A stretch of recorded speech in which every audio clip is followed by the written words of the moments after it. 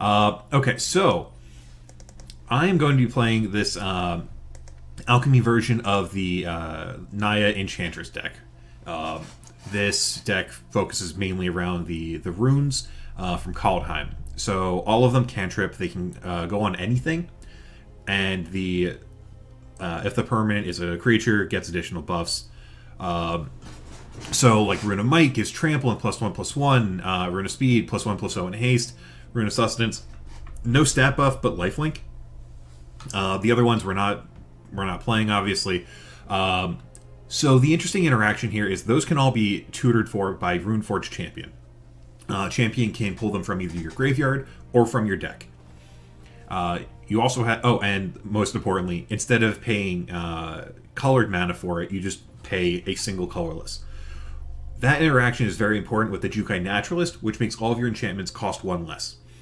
So if you don't have the Runeforge Champion, all of these just cost a single colored pip. If you have both the Champion and the Naturalist, they cost nothing, because it becomes one generic mana, which is then reduced by one generic mana.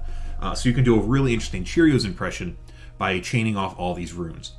Notably, you also have Generous Visitor. Whenever you play an enchantment, you put a 1/1 counter on any creature. You also have Showdown the Skulls, which not only is a draw 4 for this deck, but when you play any spell, you put a 1/1 counter on a creature. And you have Kami of Transience. When you play an enchantment, you get a 1/1 counter on it. So your creatures get really, really big. Notably, Naturalist is both an enchantment, a creature, and a lifelinker. So it's not uncommon to make this 2/2 into a 7/7, 8/8. It's the biggest thing on the board, and you are chunking in for massive life swings. So it makes it very difficult for your opponent to kill you once you start going. As almost like a fallback plan, you have Hallowed Haunting. Whenever you cast an enchantment, you make an XX creature, where X is the number of spirits and enchantments you... whenever you cast an enchantment, you make a spirit cleric, where X is equal to the number of spirits you control. So each one counts itself plus the others. So first one's a 1/1, second one makes everything a 2/2, then 3/3s. Notably, Generous Visitor is a spirit, so you get a little bump to the Hallowed Hauntings. And if you control 7 or more enchantments, everything has Flying and Vigilance. That's typically enough to close out the game.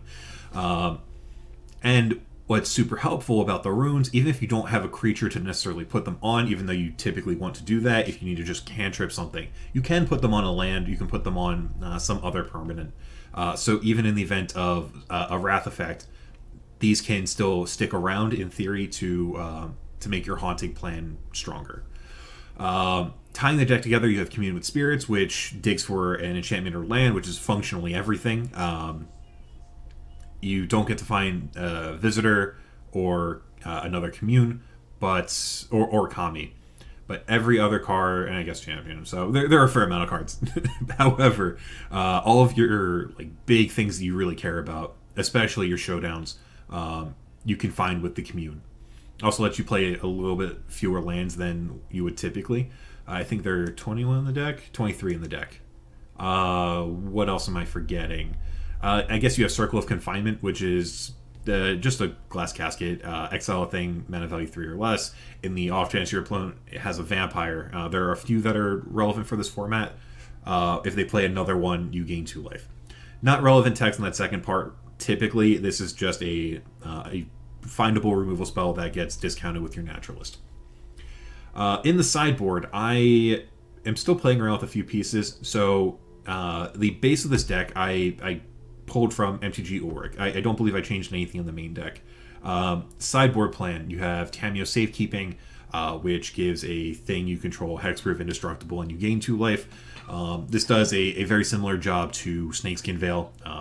Really good against stopping a removal spell. Also stops a Wrath effect from killing your thing that you're piling all of your enchantments on. More Circles of Confinement as findable removal spells. Valorous Stance also does a similar job to the Safekeeping, where you save your own thing, but this kills dragons. Yasharon is great against the Aristocrats deck, the base black deck that's sacrificing all of their stuff. Boseiju, sort of a catch-all. You have one in the main deck, but this is just in case you need to blow up creature lands. You need to blow up something in the mirror here, because it can still hit a naturalist. It can hit a Hallowed Haunting. Another Valorous Stance. Another Rune of Speed. I'm not quite sure what the purpose is of this. I guess it's to keep your enchantment count high, while also opting into something that needs to race. Rip Apart is great against other Enchantress decks. It's a catch-all removal spell for most early threats. I like that it can hit Ranger class as well. Borrowed Time is a catch-all removal spell. Notably, Hinata, the new 4/4 Jeskai Dragon, makes all of your opponent's spells cost one less for each target that they have, and makes all of your spells cost one more for each target that they have. Aura's Target. So that card really, really brutalizes our strategy, effectively doubling the cost of all of our things, even with a mana reducer. So, thankfully, Borrowed Time gets around the wording on that, so it's not a spell when it's targeting. It comes into play, and then triggered ability targets the Hinata. So this doesn't go up in cost to be able to answer their 4-drop.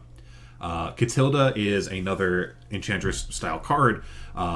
So it is a flying lifelinker, protection from vampires. That line of text is not super relevant. However, its power and toughness are equal to the number of spirits and or enchantments you control. It counts itself. It's typically a sizable body, and it has Disturb. So if your opponent is grinding, they have a lot of interaction for you. Being able to have Catilda as a threat on the front half and then a Disturbed flashback functionally threat on the back half makes it so it's really difficult for them to answer this card cleanly. Another Hallowed Haunting. I will get that right eventually for the control matchup. I'm trying out Invigorating Hot Springs. I haven't actually had an opportunity where it made sense to bring it in, since red is very much a splash color. I actually think I might cut that in favor of another Rip Apart.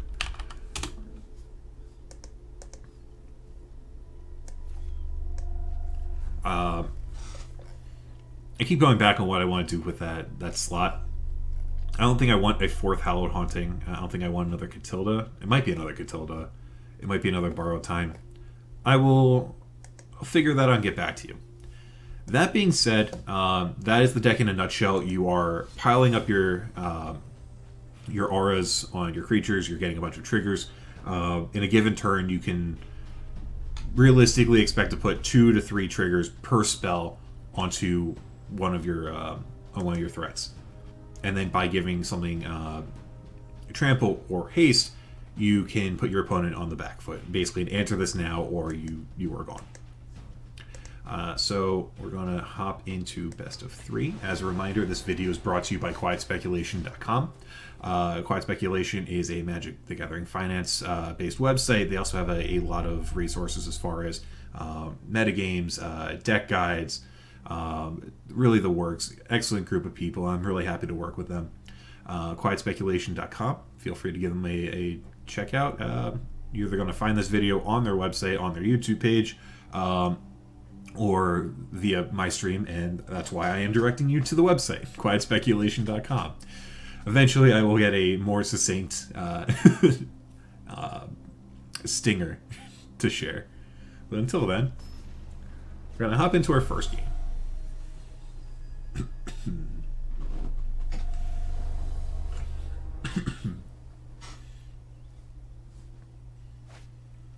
Okay, so my opponent's first, which makes these Forsaken Crossroads a little bit easier to look at for me. So I can lead on the Visitor, see what I draw. Crossroads on black. That could mean a fair few things. My assumption is it's probably the Aristocrats deck. Okay, so Sundown Pass is nice. That is a red source for us. It's also a white source, but red is more of our splash color. So I like untapping here, playing this. Excuse me. Oh, okay. So they're vampires. That actually makes all of our vampire things they said were not going to be relevant a little bit more relevant. Uh...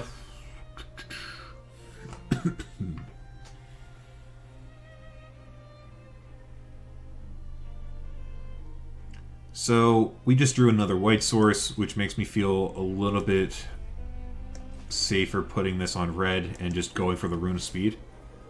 Untap.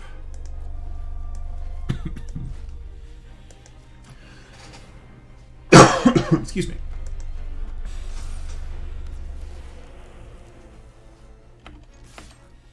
I will offer the trade with their Harvester.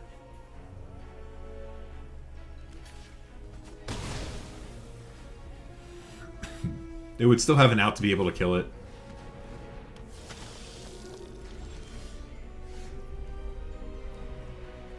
Cool. Let me play this.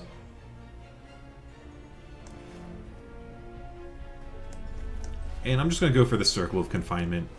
It's not going to get better than eating this Florian. And then I can Hallowed Haunting next turn. I played another one, which... It's not... Hey, Poseidon, thank you so much for the follow. So I have the Circle gain 2 life. I would rather them not have the 3/3 First Striker, but it is what it is. So I think here my best bet is going for a Hallowed Haunting. They're going to hit me for 3. That's fine. Oh, I should probably change the stream description, right?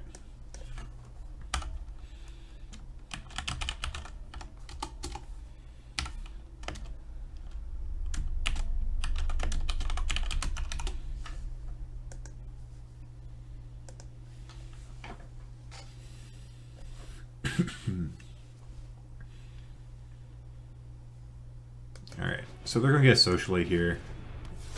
That's whatever.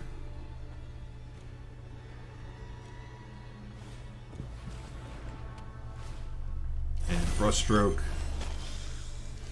Ooh, okay, that's a good draw.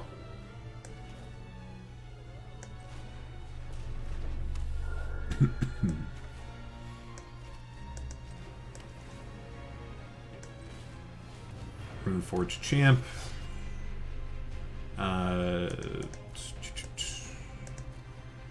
I'm going to search my library for the green one.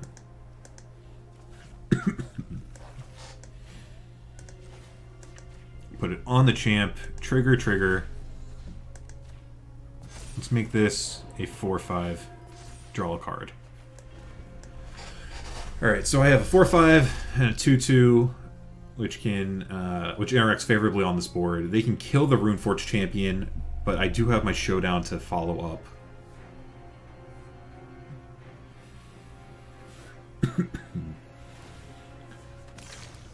Pretty much no matter what, I'm going to be playing this Showdown next turn. The question is whether or not I follow up with the Rune in the same turn.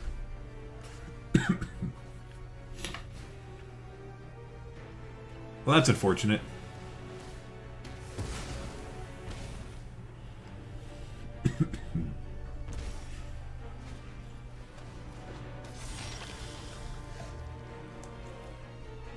Alright.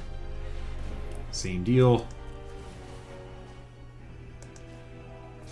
Just gonna make this a 3/3.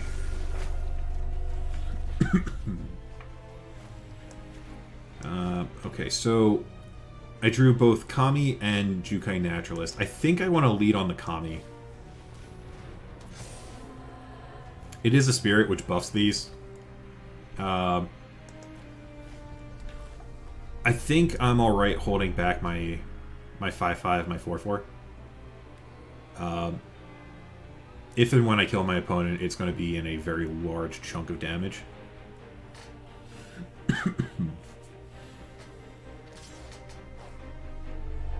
Also notably, next turn, every spell that I play is going to give me +2 +1/+1 counters unless that kill spell targets the Generous Visitor. Really? Okay.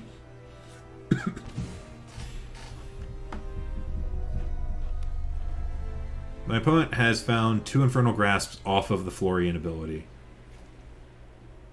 Which makes me think that they probably don't have another. Oh, cool. They tapped out of non-vampire mana.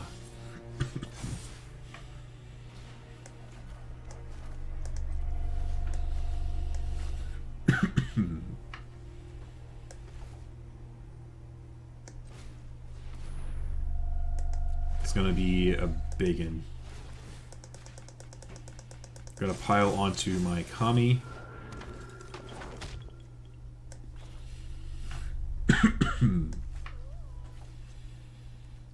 Green, red.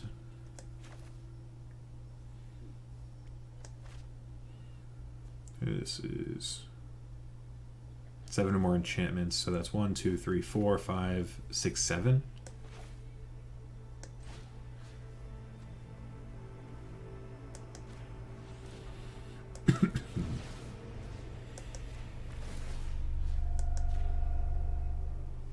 Probably should have put it on the clerics here.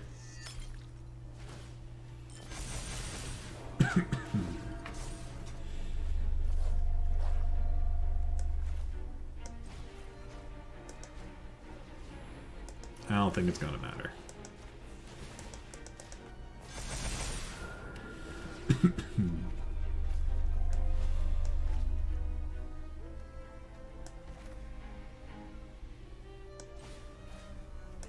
So what I was saying a minute ago, we're going to make one really, really big creature. That's probably just going to kill them outright.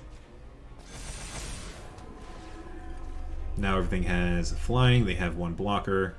Definitely should have given this the trample in a text. Okay, they're dead either way. I would love protection from vampires. I would love kill target vampire. Question is, how many rip-aparts do I want? Hits basically everything. Probably don't need all of these runes of speed.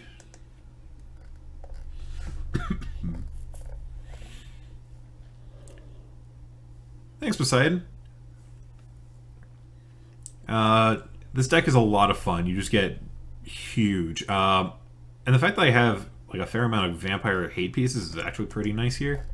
I don't love trimming on all the runes, but it's probably necessary. Probably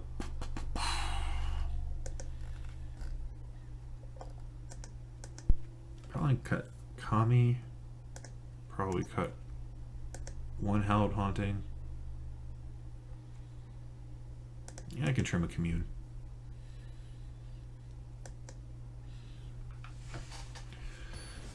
So virtually everything my opponent has is going to be a 3/3 that, or 3/3 at most, which could be buffed with a 1/1 counter thanks to some of their other plays.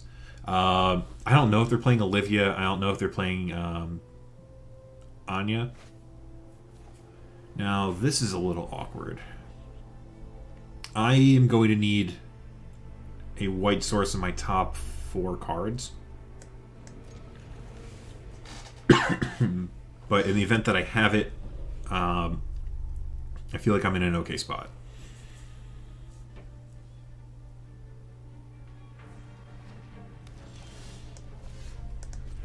I'm valuing these circles pretty highly. Okay, we found the white source.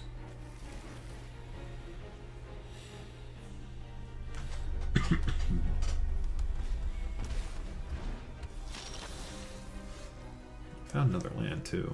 I think instead of running out the naturalist, this is probably my best bet. In the event they have a Florian here, I have an out to draw an additional white source. Oh, alright, they just have another one of those. I'm good with that.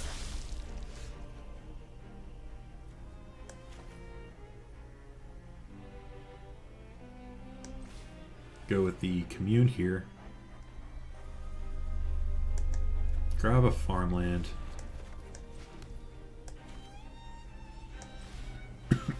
Play the naturalist. This opens me up to a shock effect. Yeah. I think that's still fine. I have my showdowns.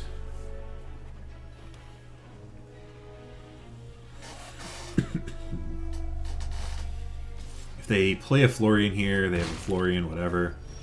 They don't.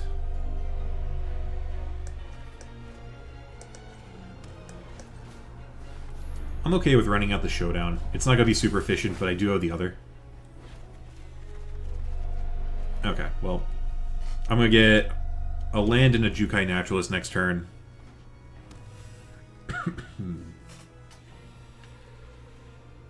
I hope they activate the Den.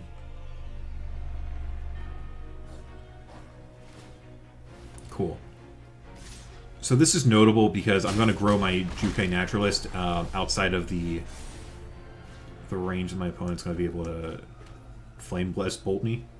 So 1, 2, play this.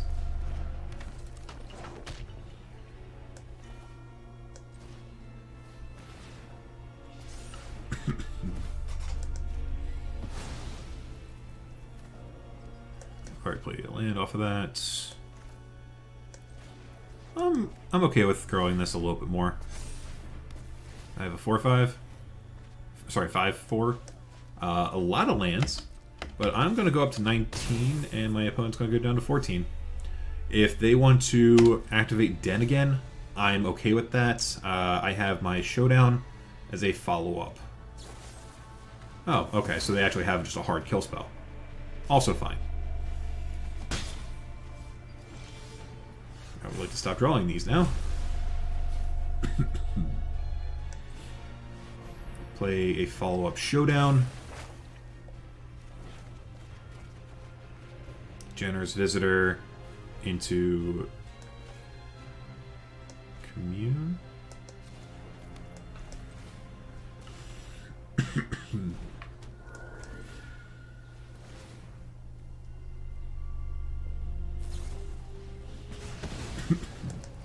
Alright, so that's a lot of kill spells. Do I want the Runeforge Champ or do I want the Jukai Naturalist? Or I said Runeforge Champ. I'm getting that no matter what. Do I want the Rune of Sustenance or do I want the Jukai Naturalist?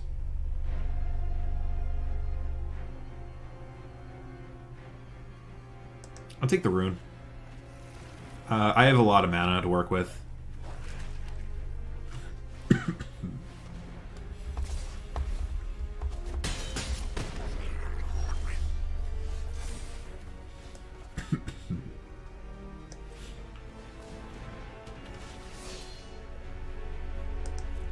What's in my graveyard? I have a Rune of Speed in my graveyard.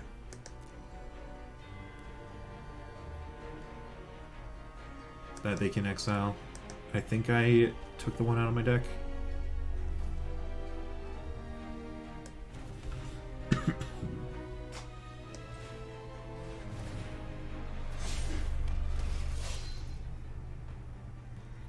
Search my library. I'll grab a Rune of Might. So I've got one of each. I'm going to put this one on white. Untap.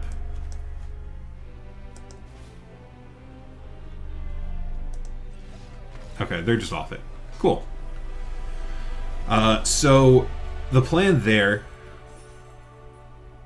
I was going to put the Rune here, put the Showdown trigger onto the other one. So I have a 3/4 as a blocker for the Den.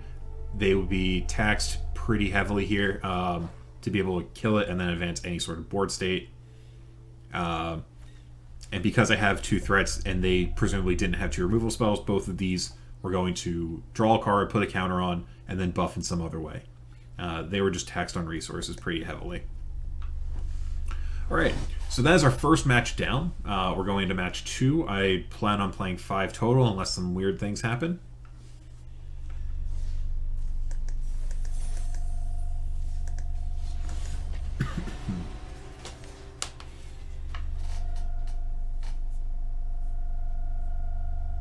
When cards in a library are known to a player, they'll see them face up when browsing that library.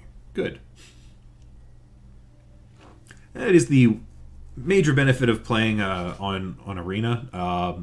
When you're playing in paper at like a high level event, The amount of scribbling and notes you end up taking on like revealed cards and known zones takes up a lot of room and a lot of headspace.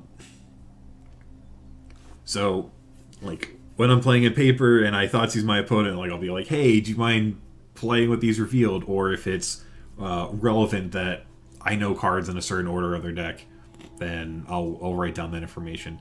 It gets to be cumbersome, especially when you need to refer back to it for whatever reason. So I am thankful that Arena just does it for you.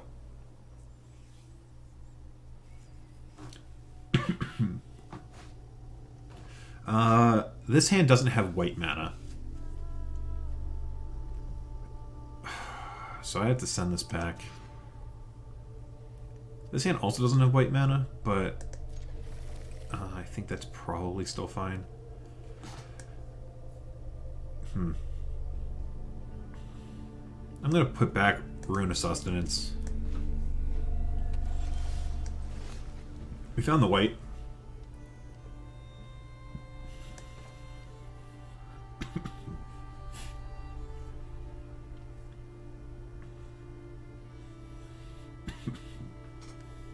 Alright, so my game plan here is lead on the Kami.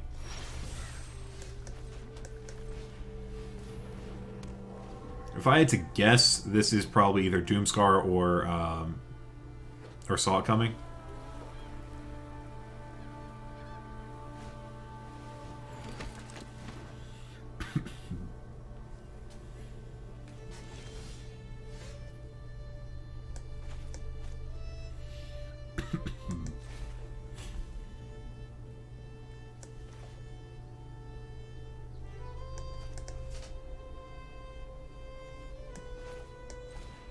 I'm just going to play the Runeforge Champ. I don't think I want to attack in.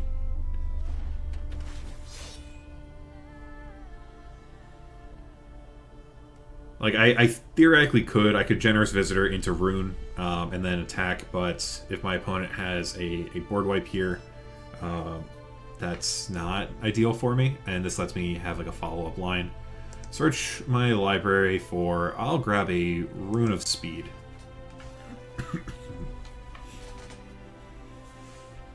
No attacks.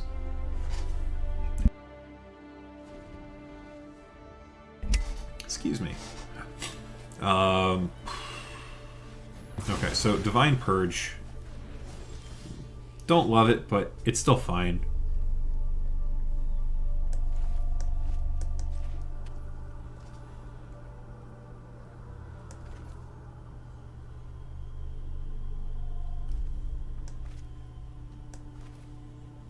I'm going to replay this Kami. They don't need to know about these other ones. And this can still be a threat in and of itself.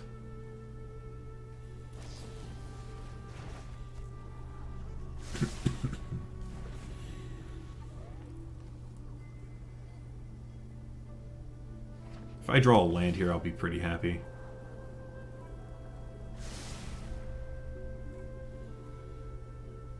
A land into my Runeforge Champ. That's a good pickup. I'm going to play the Commune with Spirits. Presumably they have an answer to something. Did not find what I was looking for. I'm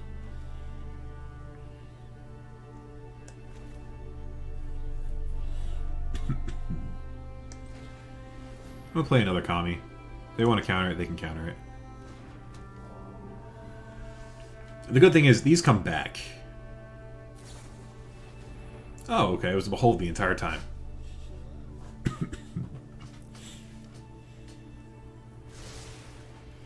I don't like that. Is this a Fateful Absence? Looking like it. Yep. Okay. So, that tells me that they probably drew a Fateful Absence. I'm pretty okay with... So they have a Field of Ruin. They don't know that all of my basics are currently in play.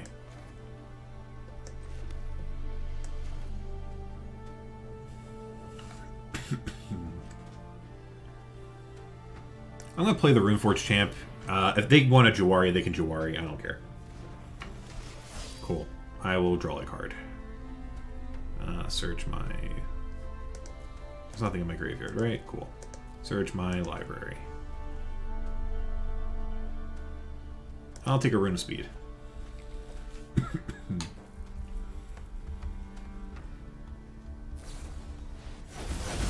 Oh, that's really bad for me.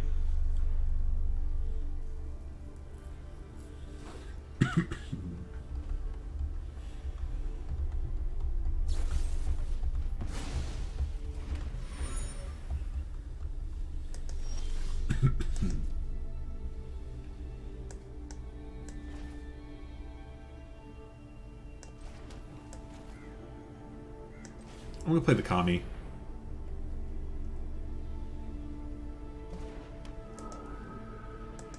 There's a Kami in my graveyard. I'm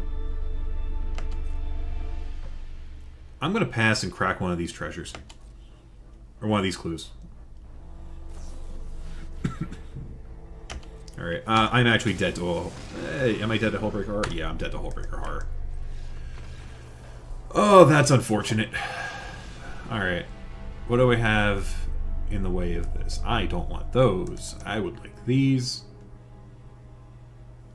My opponent presumably has creature lands that I'm going to want to Boseiju.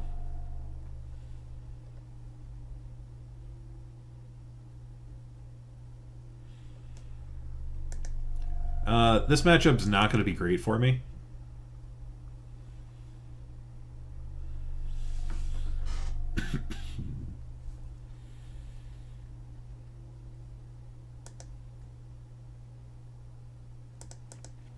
Lifelink's not going to matter. Catilda might.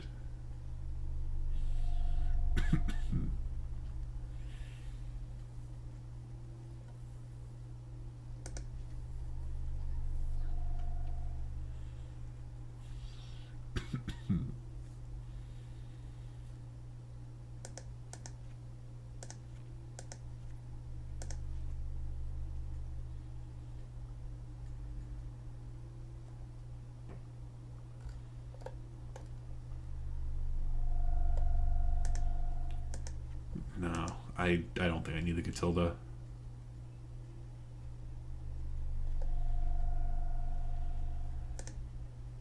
I'll trim one champion. That might be wrong.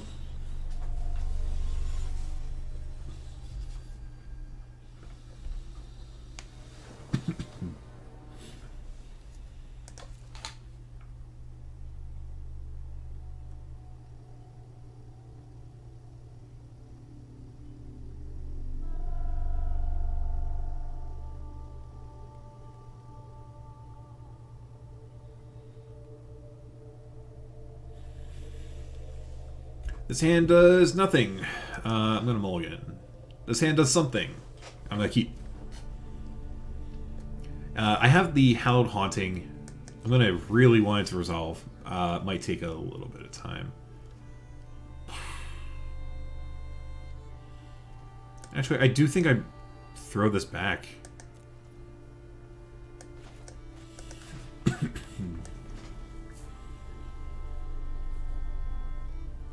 Because I have the Showdown, I don't have any white mana. I have something to do with my high mana count. Or not, I can't say words. If I draw lands, I have something to do with it. If I don't, I have a proactive game plan.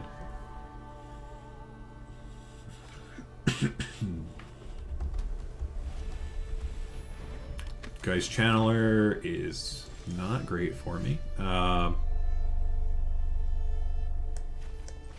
Commune with Spirits. I need to hit a land.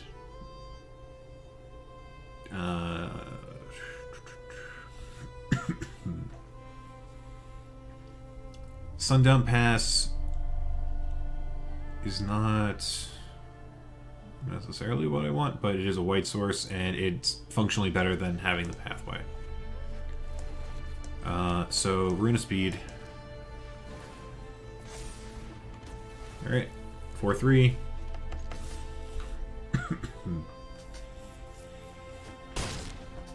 Them not blocking tells me that they probably aren't going to be playing Divine Purge this turn.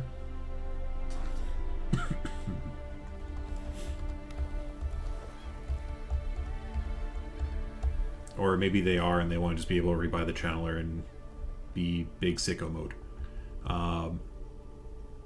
If they destroy the Kami, the rune falls off, and then I get the Kami back the following turn.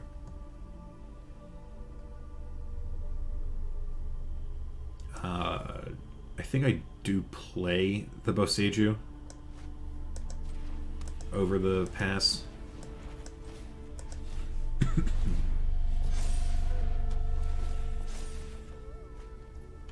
Cool. Generous Visitor. That's a thing for later.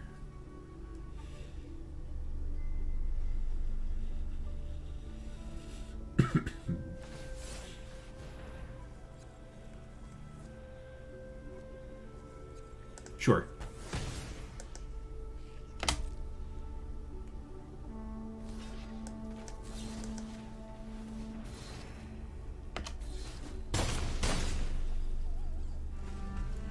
Now this doesn't play around a removal spell. Or rather, another removal spell, but I'll take it.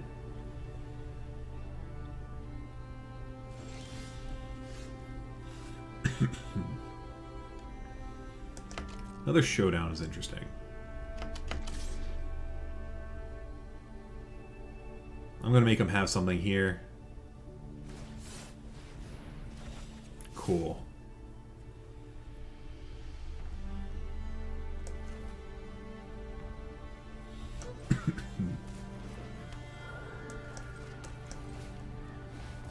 I'm going to put a counter on my visitor.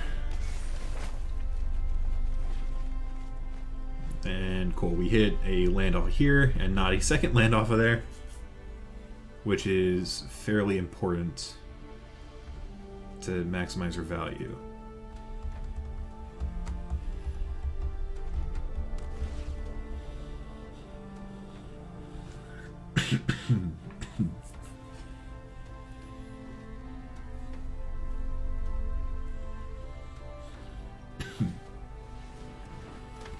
So I'm going to be playing more or less face up on this turn. Archon. Now that's frustrating. But best thing I can play.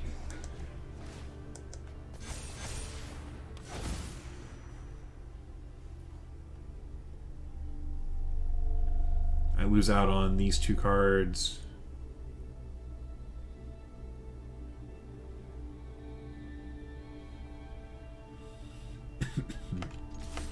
Yeah, I'll trade. Not interested? Okay.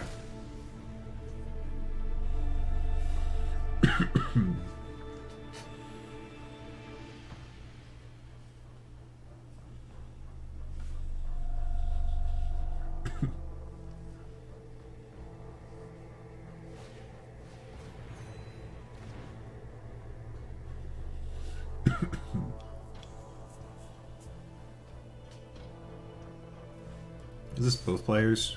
Yeah. Alright, so they can't play another spell this turn. They do get to play a spell on my turn.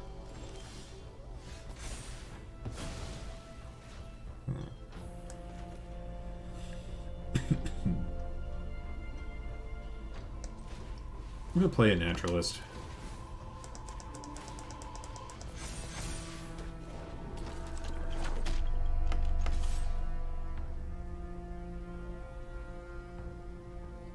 I'll see what they want to do.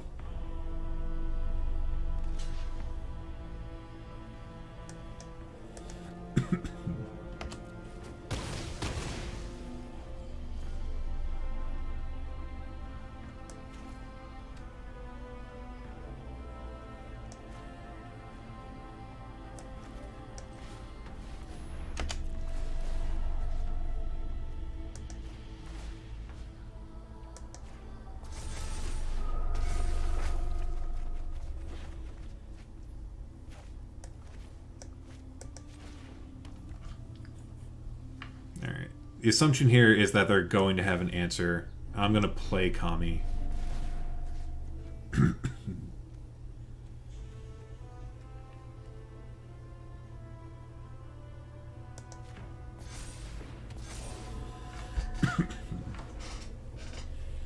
If they do, if they Doomscar me, Kami will trigger and come back because the Naturalist dies. Seagate Restoration, that's not going to be enough. They need to hit Divine Purge, land Divine Purge.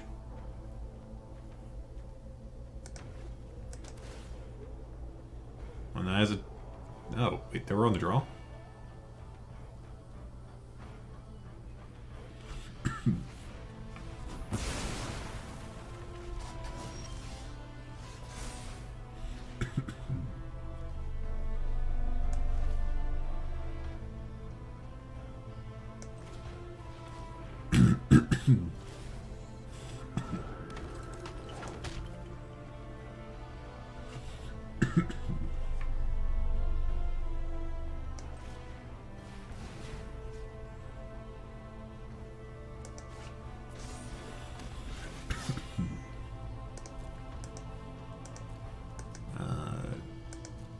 I'm going to take the Rune of Speed from my graveyard.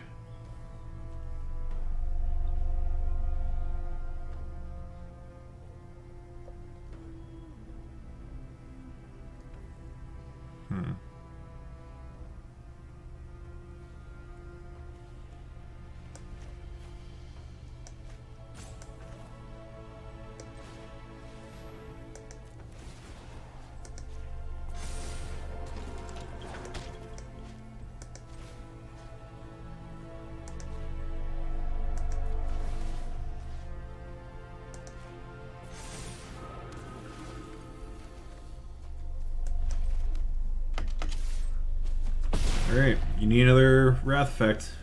Alright,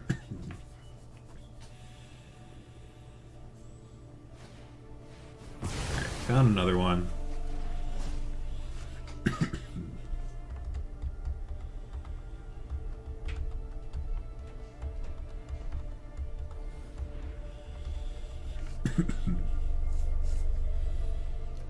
And that's 3 blue sources here. So... they can have a bounce effect. That's it.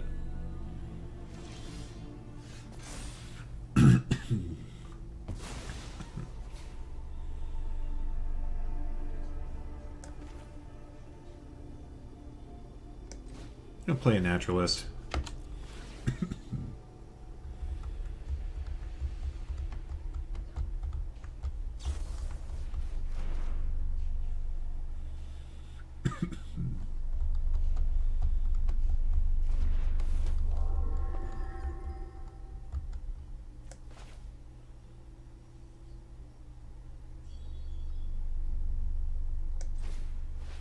Yeah, guess I'll play another one.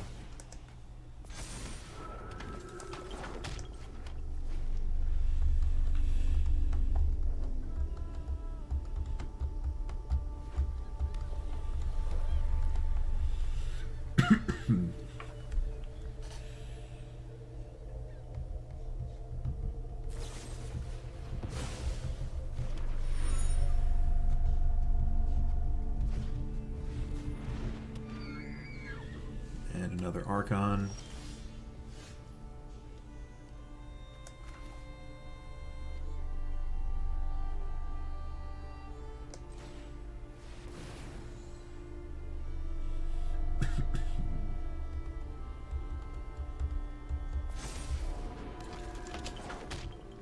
All right.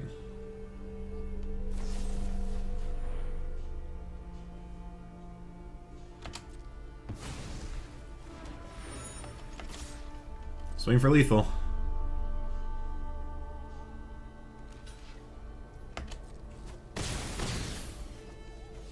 I already have a Boseiju in play, so I don't want to play another one. There's an Archon, I've already cast a spell, so I pass back. I hold up my clue activations. I don't see a world where my opponent makes it out of this one.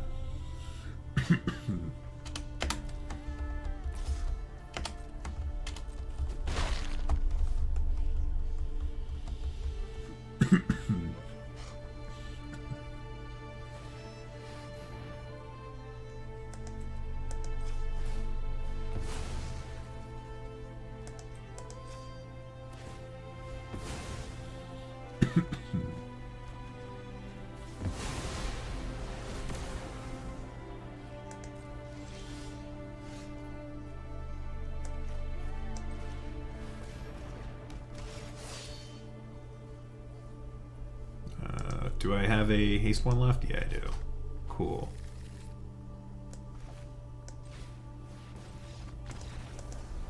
Sweet. Presumably they only have 1 copy of Farewell. Do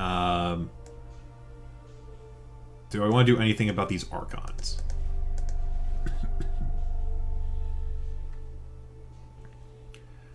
Circle of Confinement is not ideal. I think I'm okay with Rip Apart.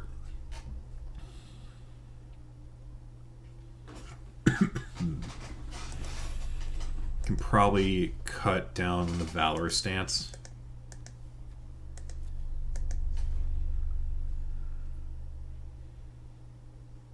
Yeah. I'm just gonna cut the Valor stance altogether. If they're able to get a Hullbreaker Horror out, I'll just die. It's fine. I will accept death.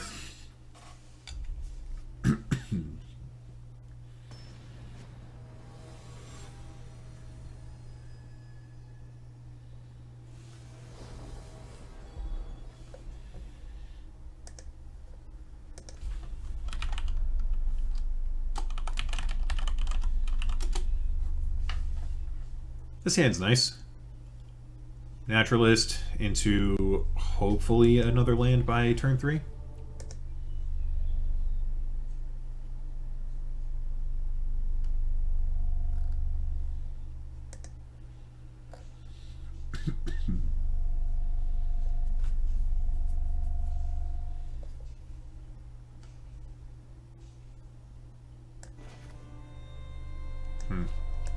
I'm going to lead on Eiganjo. In the event that I draw another white source, I'll put this on green. I draw... Essentially, I want to make sure I can maximize playing this out when possible. Walking into a Jawari Disruption here. Sure. I have another one in my hand. If I draw a land, I can play the Runeforge Champ.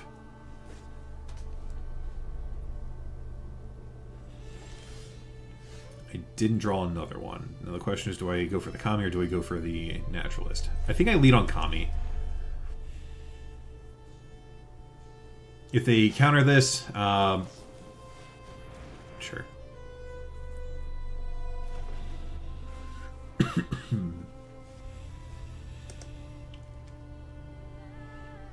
was kind of hoping they were going to Jawari it. What I was saying is if they counter it and it goes to graveyard and I play the Naturalist, I will be able to get the Kami back eventually.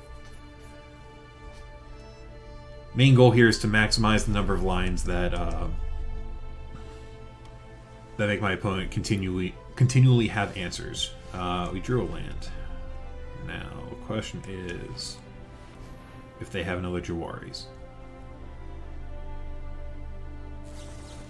And they do. So that's two Jawaris down and a divide by 0. I would love to land this Hallowed Haunting.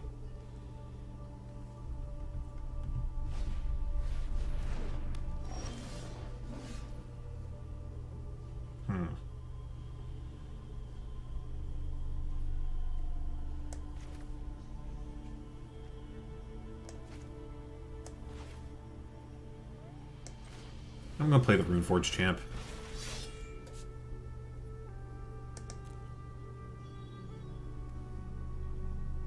I'll grab a Rune of Speed.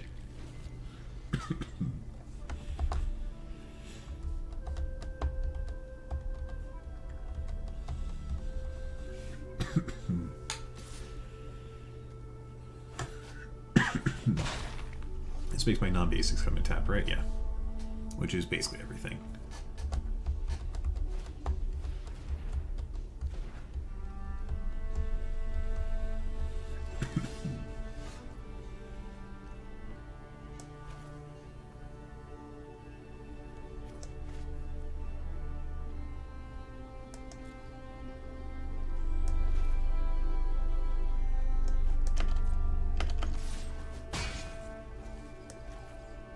Nothing there.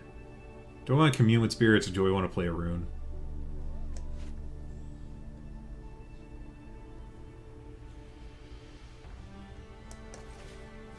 just gonna go for the commune.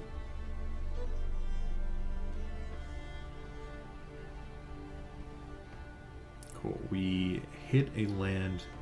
I have double whites. And I have a red source. I'm gonna play this on green.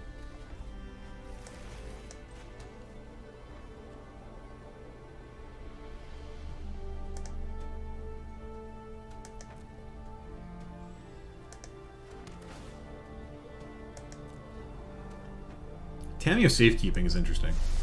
I'm going to leave that on top.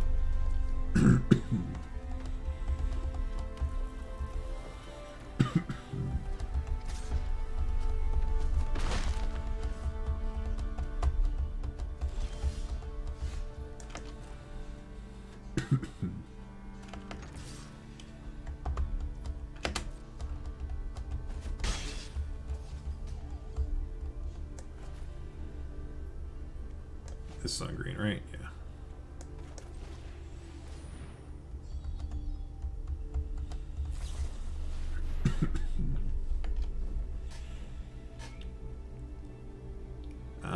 I have a feeling I'm probably not winning this. Archon is very brutal. Like, I have everything I could possibly want in my hand, but I can't do it because of the Archon. And the likelihood that my opponent will have an answer to my answer for the Archon is also fairly high.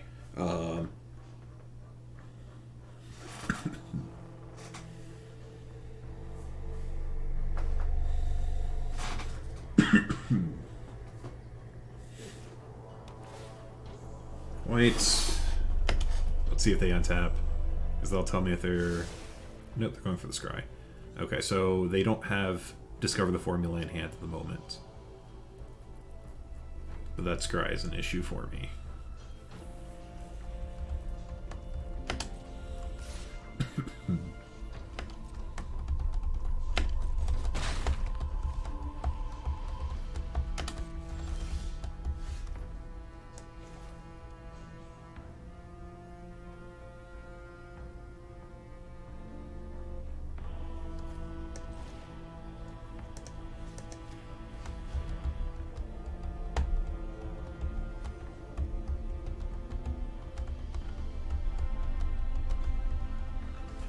Playing face up against a control deck is not amazing for me.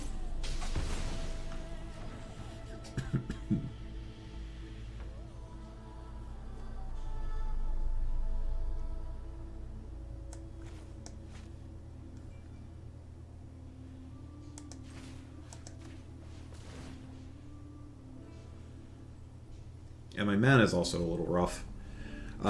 I would have loved to have been able to play the Naturalist and then kept up the Tamio safekeeping.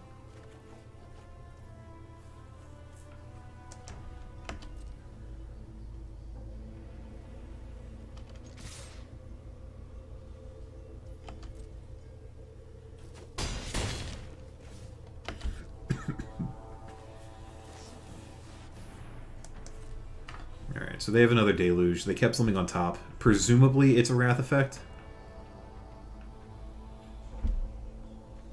They didn't show us anything that was like, they didn't show us Doomscar. They showed us 2 exile-based Wrath effects. So I'm hoping they don't have another. Alright, so they have this one. Hexproof and Indestructible.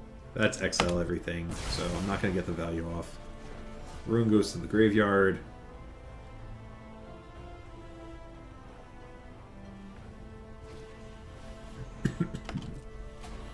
Geist Channeler is going to discount probably Divide by 0 if I had to guess. But maybe we get a little lucky. Alright, we found a land.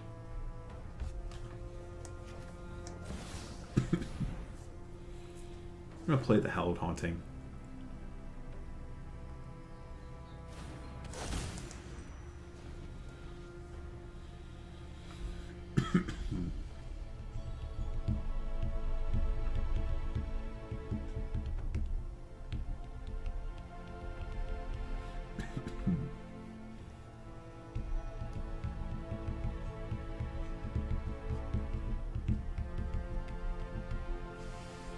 Could be Farewell in their hand. I think they play one main, and I'm not sure how many in the side.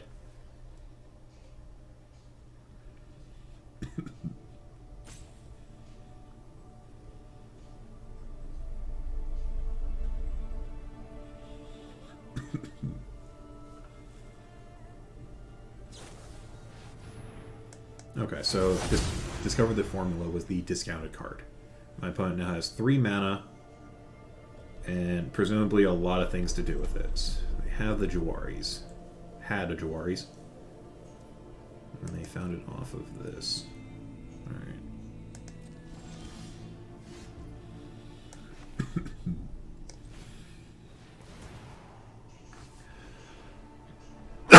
Excuse me.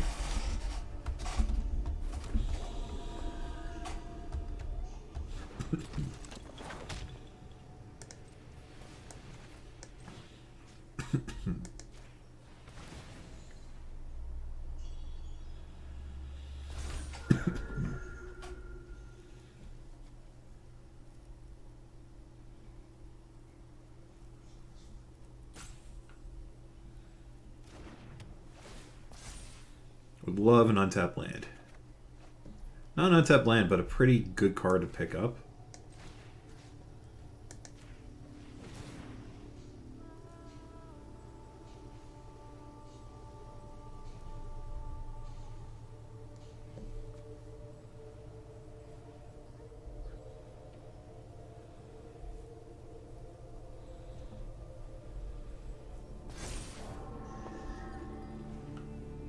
Notably doing this so they can't divide by 0, bounce the creature because it costs 1.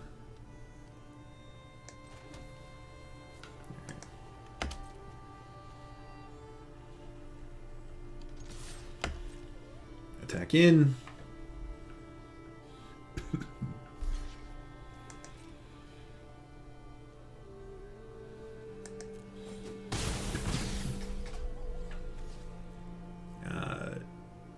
Extreme likelihood that my opponent's gonna untap Wrath my whole board. I'm gonna play Commune with Spirits now. Try and pick up something. Do I want the Rune?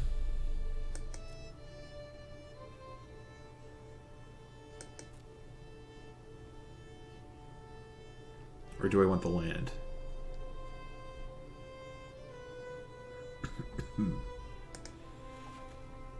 I'll take the Rune.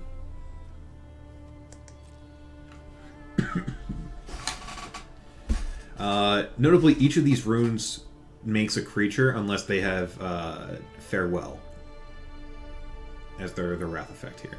Like if it's a Divine Purge, sure, whatever, I can make a couple bodies and go from there. Again, expecting my opponent to only have Divine Purge as they're out right now, or rather, out in hand. Not a ton that I can do if they do actually have Farewell.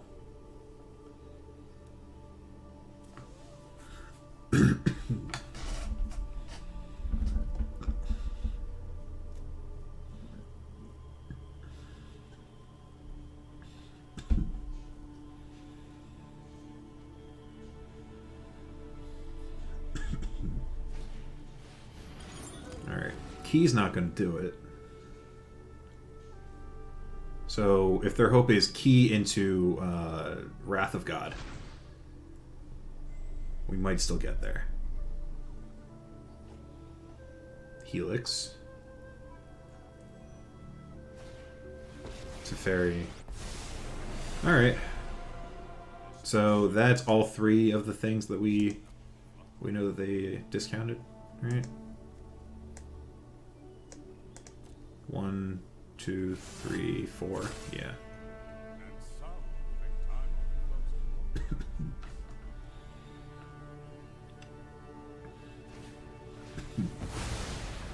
Nope, they just had literally everything.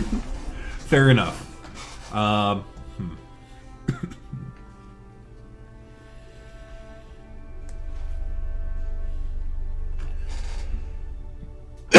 Excuse me.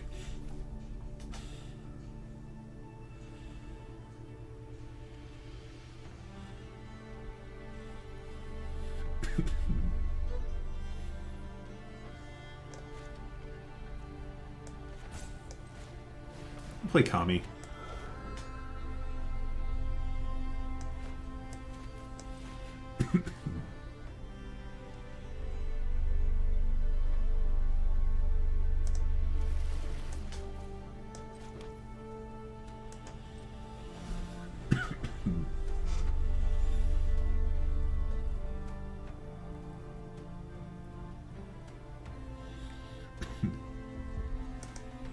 How'd they discount the other card? That's 1, 2... I guess the Geist discounted the Discover?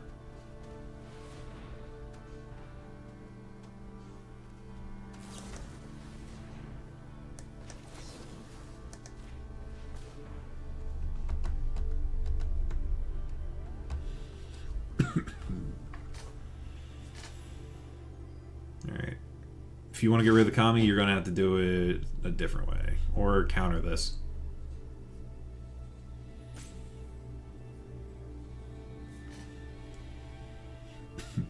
Oh wait, I'm being dumb. Discover gives everything -1 to the cost in your hand at the time. Okay.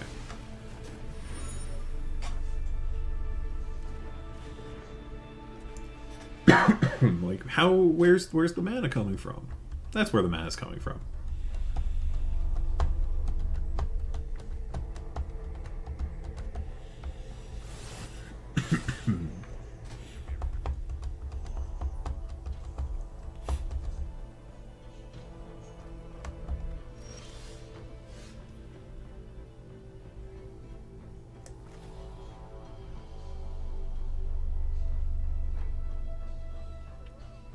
I'm gonna play Showdown here.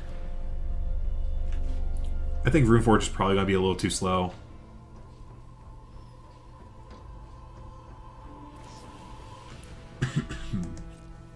They have another divide.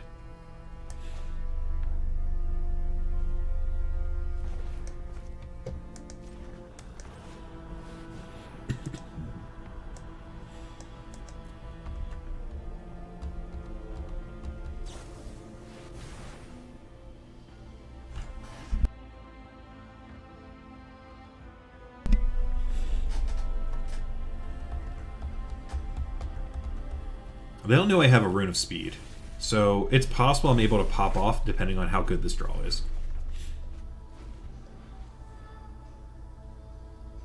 Not amazing, I'll be honest with you.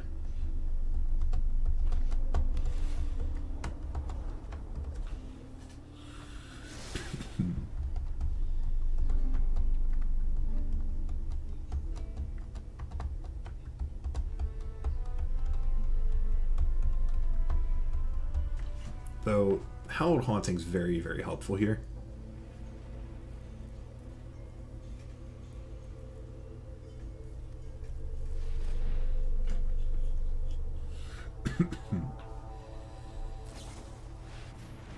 Alright, well.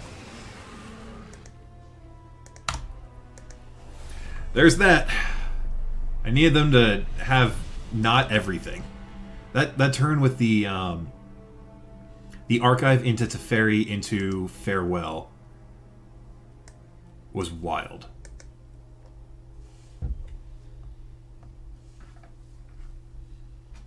Alright, so that's 1 and 1.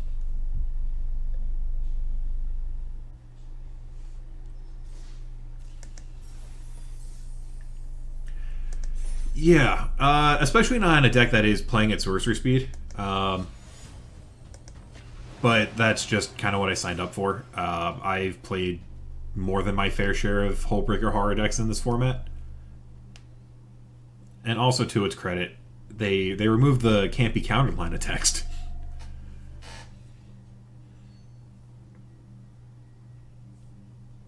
I do... like, as a person that genuinely loves playing blue control, I dislike the design for Hullbreaker horror for a number of reasons. Not the least of which, just reading the card is insane. Like, every line is just, okay, here's the kitchen sink, and my neighbor's kitchen sink, and we're going to throw in the guy, like, down the road, his kitchen sink, too.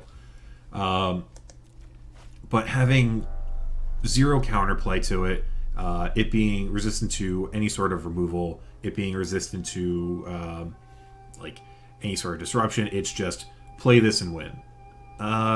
This hand's interesting. So I'm gonna get a feeler for what my opponent's playing.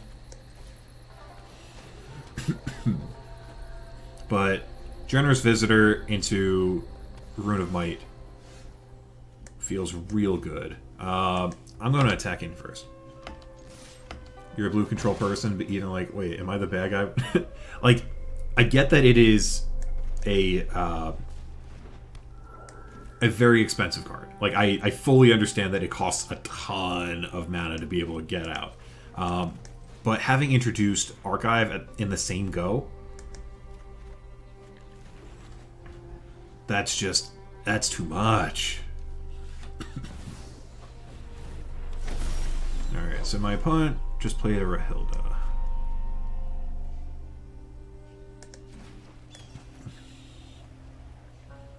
I feel comfortable playing the Runeforge champ. Search my library. I'll grab another Rune of Might. And no attacks.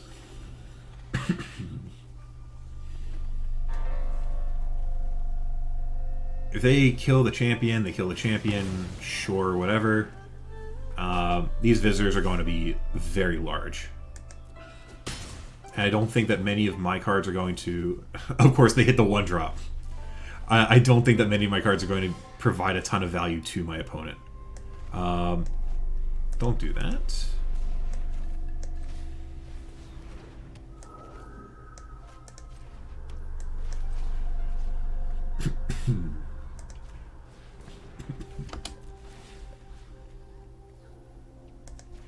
One, two. Alright. I'm going to give myself a 5/5 to play around another Thundering Rebuke.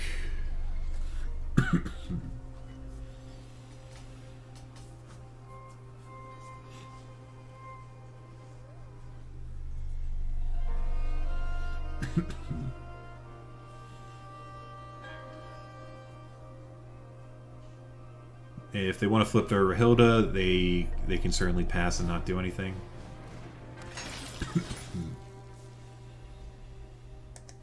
Gatekeeper, sure. So whenever a player casts a creature spell, you got it. Make my monster grow.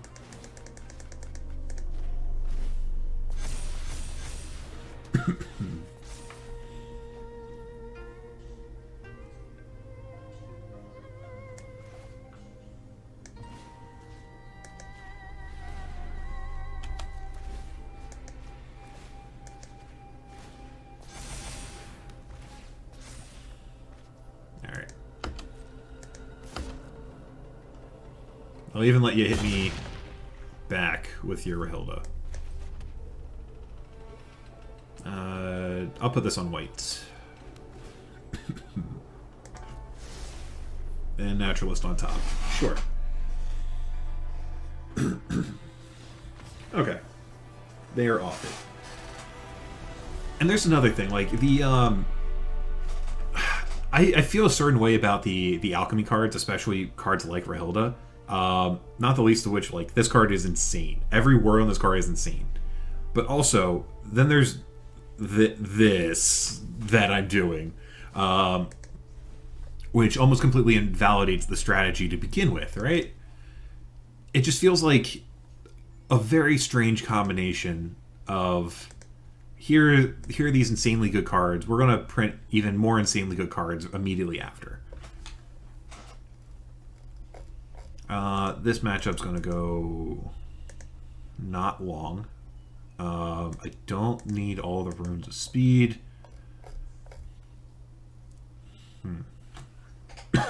Excuse me. Cut the Haunting. So, presumably they are mono red.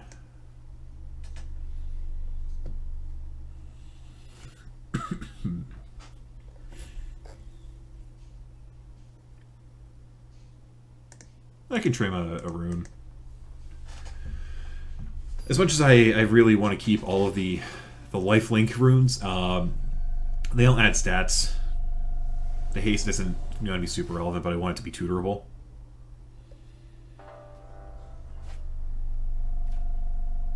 My opponent goes first, so this can come in untapped. It's a light source.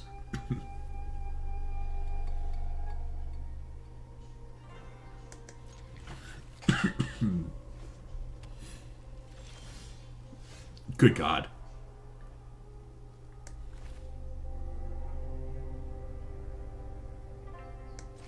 I'm just going to play it like this. We're going to say green. Actually, I definitely should have played the pathway first because this is the same card, just only limits me between 2 colors instead of the third here. They can shock this. Really hoping they don't have the Cemetery Gatekeeper or whatever it's called, because I'm about to play 2 more. And they do! Oh god, they do. Fair enough. Fair enough.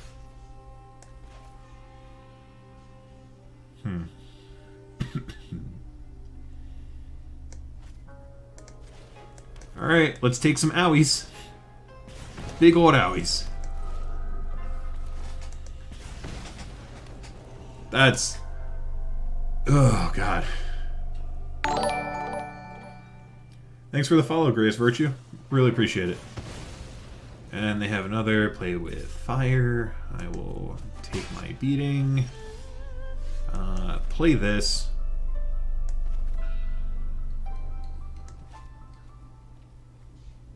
Now I've dug myself into a little bit of a corner.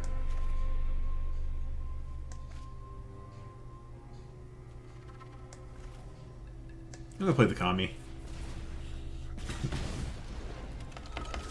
Oh god, this is every creature, not just a creature with the same name.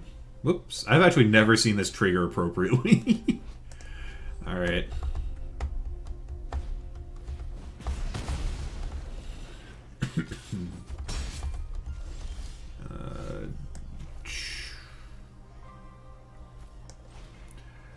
Alright, do what I have to do. Naya Runes looks fun. This deck's very, very strong. It is a vampire, so if they ever play another one, I'm in decent shape. My mana is looking rough, though. Rahilda. Alright. Finally feeling like I'm in a decent position here.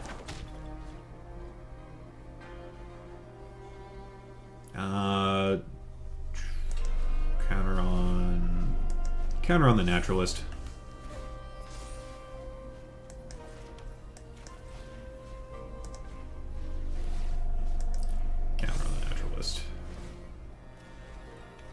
Alright, now I have 2 4/4 lifelinking creatures. Let's undo the damage you have caused. Okay, they are off it. That is a 2-0 against Burn. Sounds about right. My deck has a lot of instant life gain.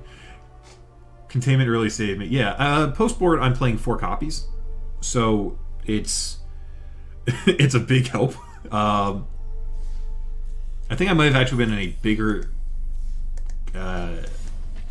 set of trouble had they exiled an enchantment. They didn't have the option, I don't believe, at the time, but I wouldn't be able to chain through everything I wanted to do. They also seem to have a weird draw. They're stuck on lands. They weren't putting on a lot of pressure.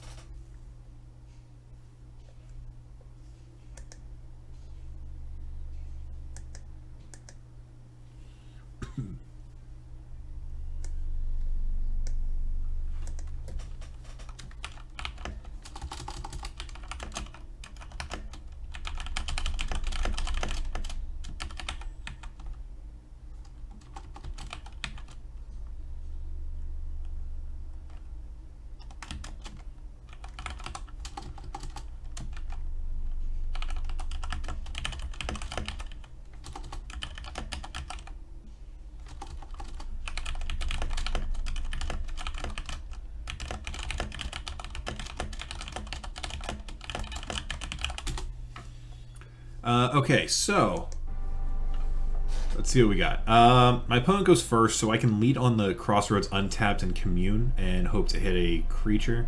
This hand's not ideal, but I think it's just borderline enough.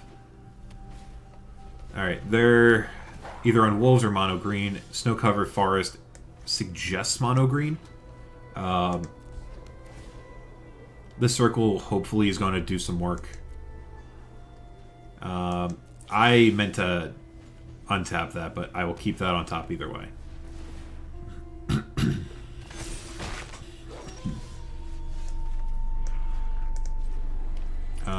I am definitely doing this while they're tapped out.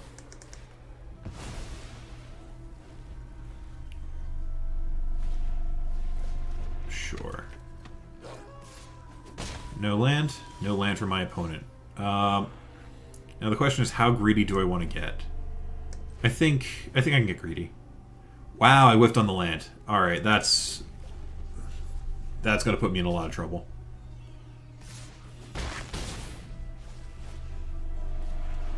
Oh, their deck is going to hurt. Well, we hit the land now.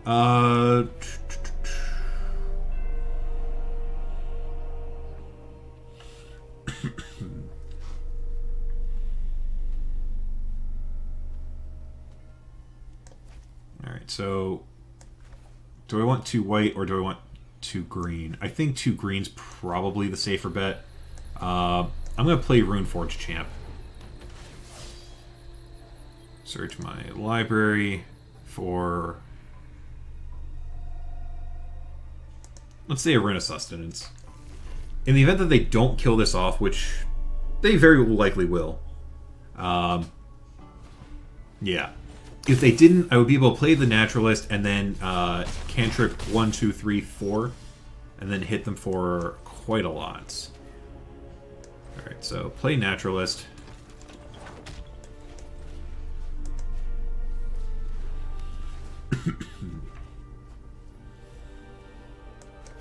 I've already played that.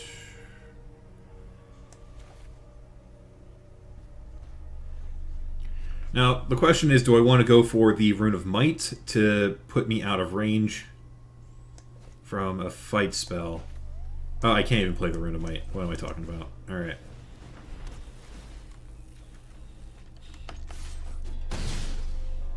Alright. If they have another fight spell, I'm in trouble. What is that? Deals damage equal to power. Okay. This is one of the new cards I've never seen before. So it's a fight bite card, I guess. Choose a creature in your hand where X is excess damage. Literally never seen that card cast.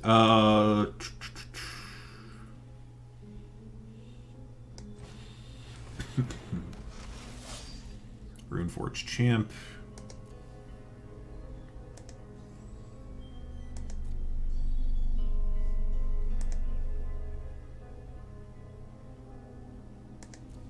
I'm going to pick up the search card in my graveyard. Rune of Speed.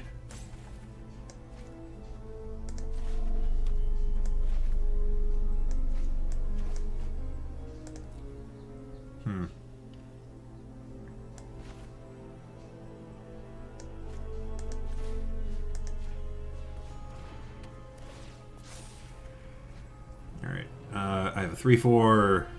This doesn't get fun.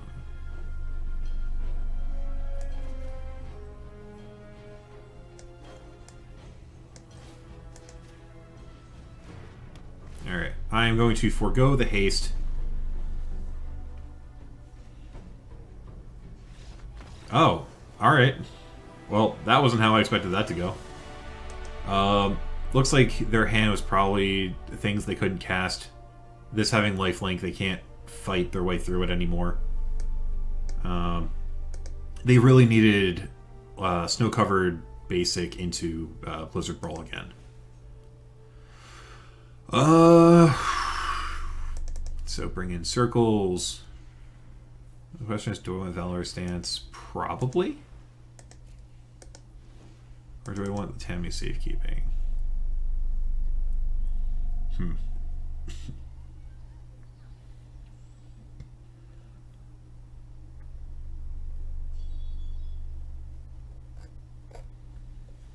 This is going to be an interesting one. Don't think I'm going to want multiple copies of the Hallowed Haunting. Especially since, more than likely, they're going to have the naturalized werewolf. Where it's a sacrifice, blow up an artifact or enchantment, or if it's flipped, it just does it as an attack trigger and then has the activated ability as well. That said, probably go down to 1 Rune of Speed, which tends to be my cut. I don't actually know how good these circles are.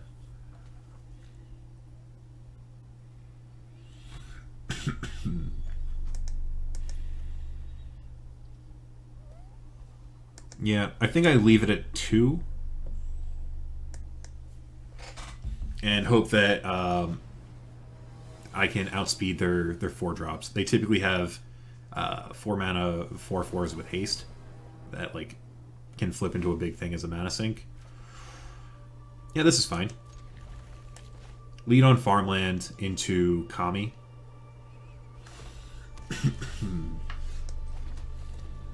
Alright, so they don't have the 1-drop. Presumably that is the foretell thing. It has haste, I believe trample, and gets 1/1 counter for each turn that it stays foretold.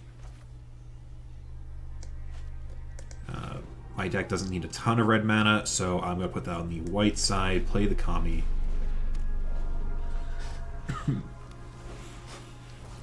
Old Growth Troll.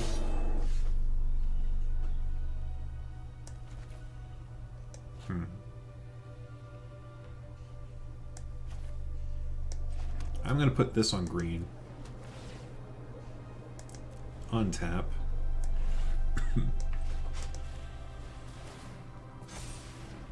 Alright, so mine's going to be a 4/4 as well. Don't plan on trading here. If you want a Blizzard Brawl, I have my Tamiyo Safekeeping. Yeah.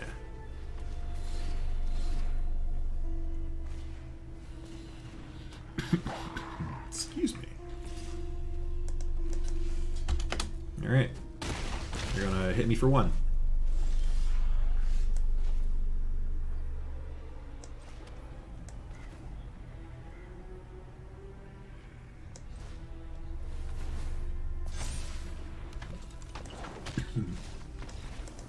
Alright, they're off it. So the plan there was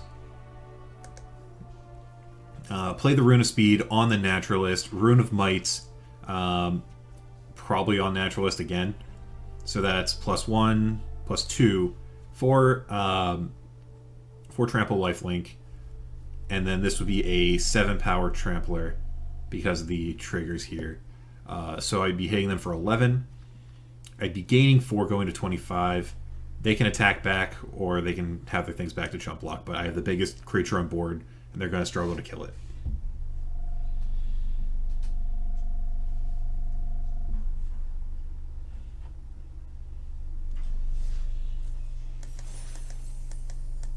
Doing what I can to explain what I think my opponent's up to, and what I am also up to.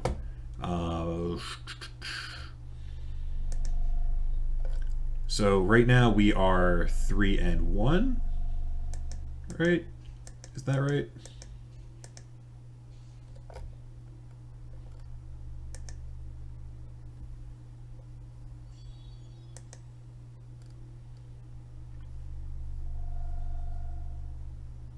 Yes, I believe we're 3-1. Okay, so we have a Kami, we have a Rune of Might, and we have a Showdown. Hopefully we have something to fill up the gap in between those.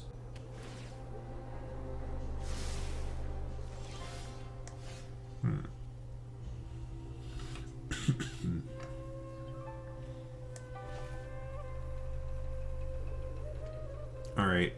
Considering we have a glut of lands and nothing to play on turn 1, I'm going to play this on white. And scry. Land to the bottom. I'm going to put this on green, play the Kami, and then my farmland will be untapped moving forward. And then I can play the second one on red. I haven't actually seen this one in constructed play yet. I'm looking forward to it. Alright. Play my Kami. I have double showdown, so if this game's going long, I feel pretty well positioned. And my opponent's already played one Boseiju. I don't know how many more they're playing. Okay. Wasn't expecting a Skyclave Apparition, but they have a Skyclave Apparition. Do they have another land? They do.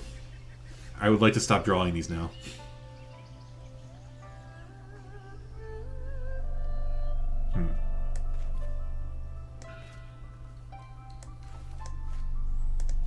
Alright, I don't really want to play the Rune here. Yeah, it's an awkward turn. I can cycle this. On the bright side, this is not an oppressive clock. So I do actually think that I go for Kami and then Rune on the Kami. If they have another Skyclave, they have another Skyclave, but this gives me a 4/4.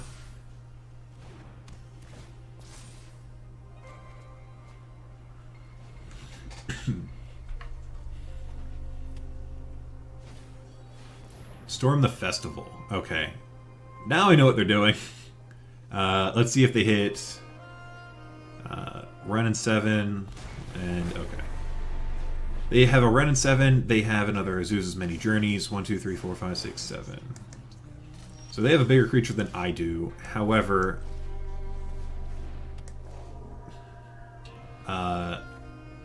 they are at least 1 to 2 turns off from flashing back their Storm the Festival.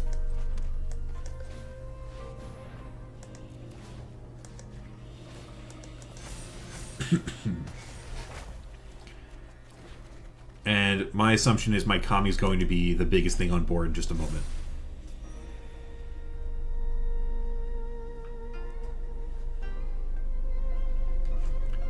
If they have another Apparition or they have another Storm, it is what it is.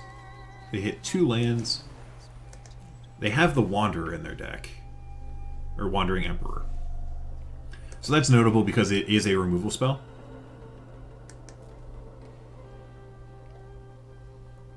I like what my opponent's doing.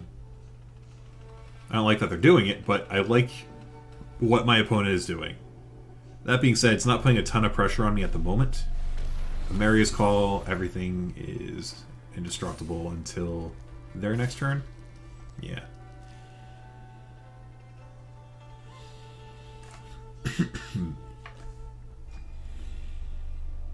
Not Vigilance, though. Just indestructible.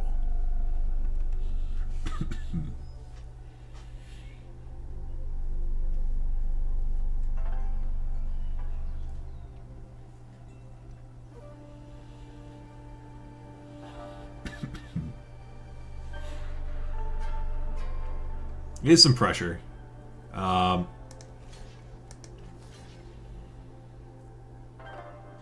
Though, unless they have... what am I talking about? Skyclave Apparition as their last card, I feel okay. Or a Fight card as their last card. Are you kidding me? Okay, now I'm dead.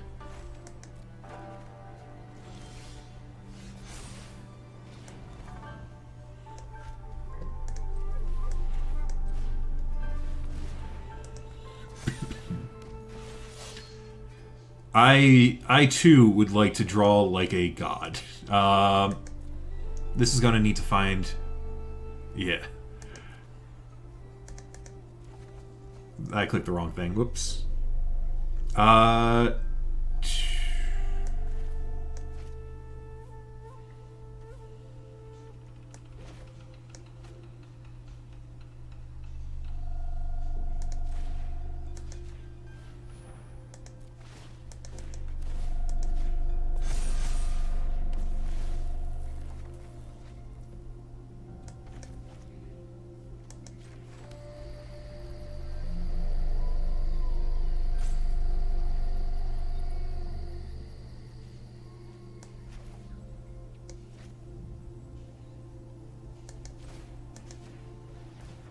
I need to draw the lifelink one immediately.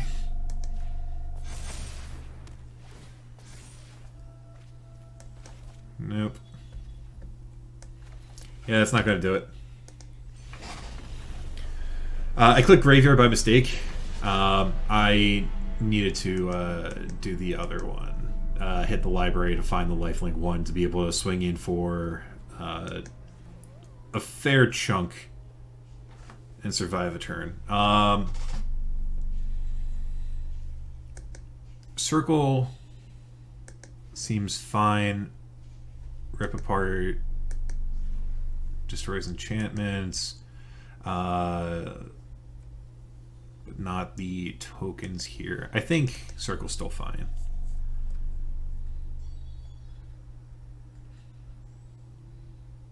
Valor Stance.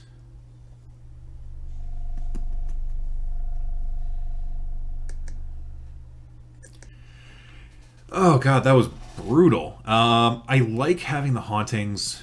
I think that's probably fine. I only need 1 rune of speed.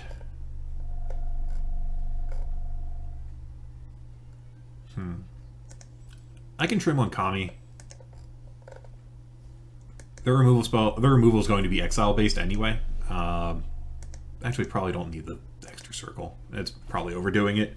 Also, considering that my opponent has Boseiju, there's probably a greater likelihood that those aren't going to be sticking around for long. I would want to save them for the Rune and 6 tokens. Sure. I'm on the play.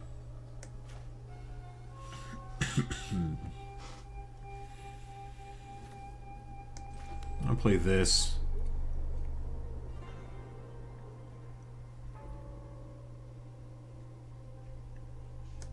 Let's stay on white. Sure, I can play a Kami on turn 2. Excuse me. Notably, doing it this way means that my my showdown's probably not happening on curve, but that's fine. I think I get more value out of it if it's like turn 4, or sorry, playing on turn 5, turn 6. Boseiju Who Endures. They have 2 creature lands in play. That's pretty nice. Hit you.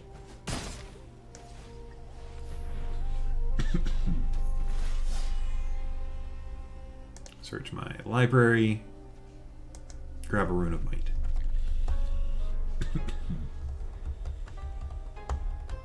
Might end up just playing the Boseiju as a land. So they have the Skyclave. Do they take the champion? No, they take the Kami.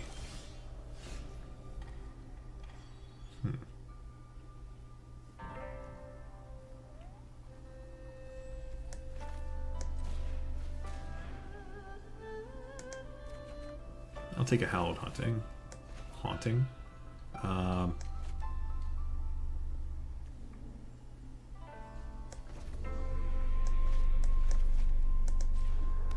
Play this on red.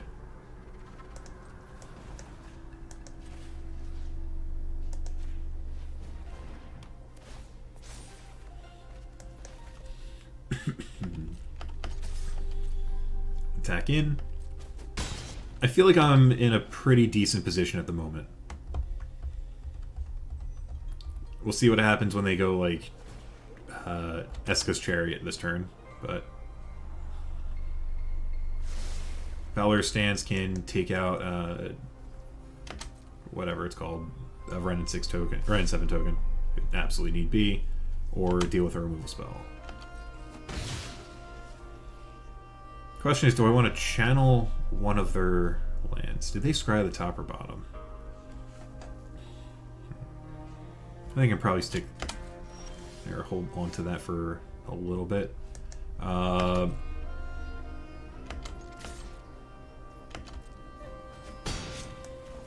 going to play the Showdown here. If I can play the Hallowed Haunting while holding up the Valor Stance, I will. Ooh. I'm on the draw, right? No, I'm on the play.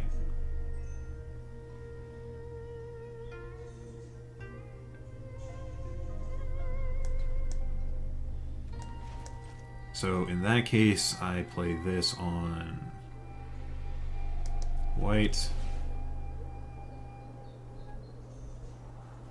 I'll keep a Runeforge champ.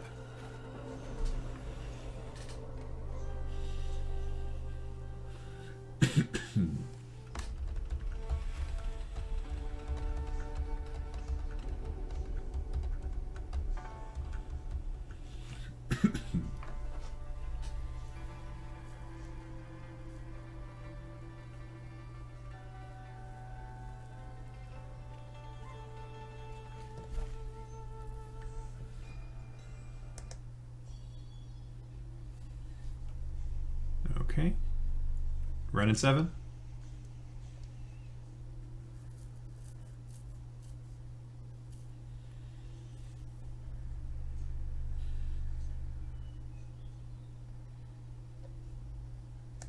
It's green, green, or is this a storm? Ooh. What does this do? Dies into a 5/5 flying death touch, or dies into lands. Alright.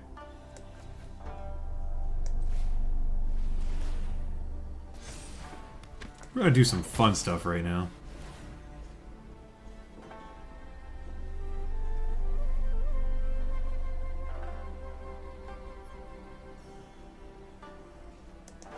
Sure.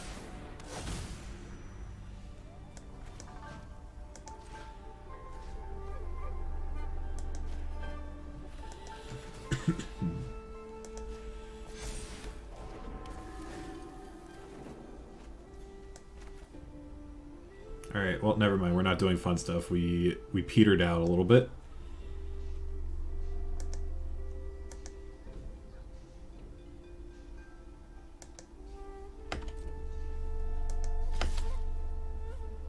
I'll trade for their dragon.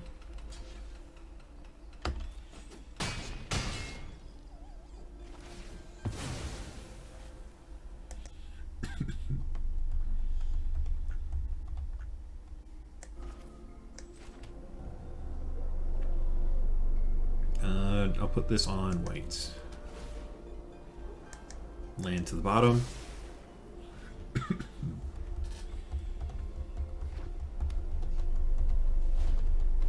Storm the festival.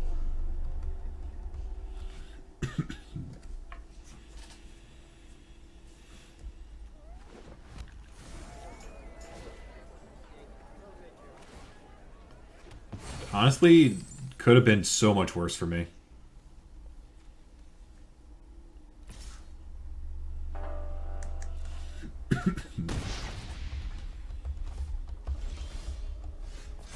Yeah, could have been a lot worse for me. Another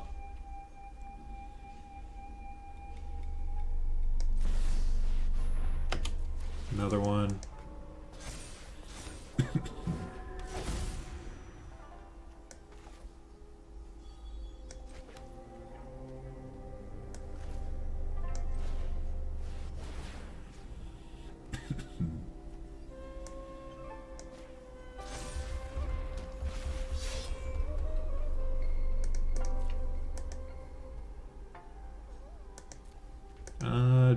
Search my graveyard for Rune of Might.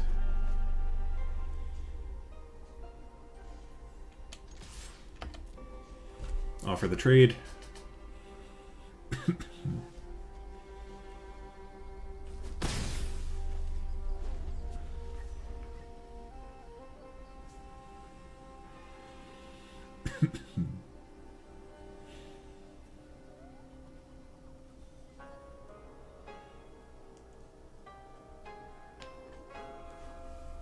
They have access to 7 mana, so they can't flash back their Storm the Festival.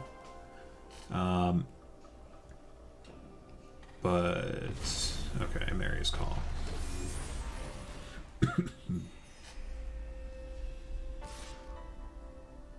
No blocks. We'll take an owie. Is this all permanents or all creatures?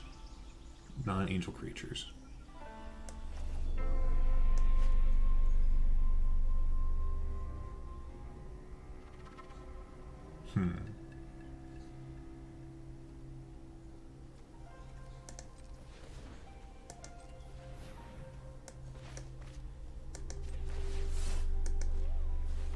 This feels a little weird.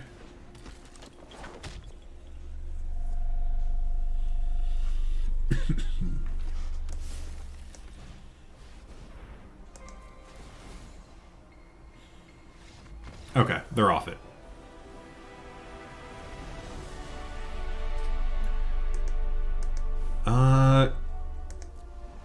Do I want to bring in another Boseiju?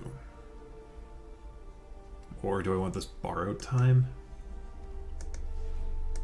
They showed me the big dragon.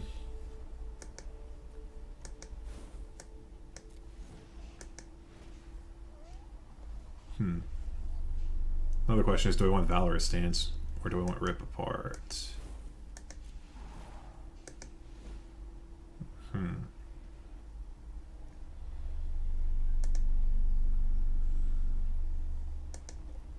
That's a good question.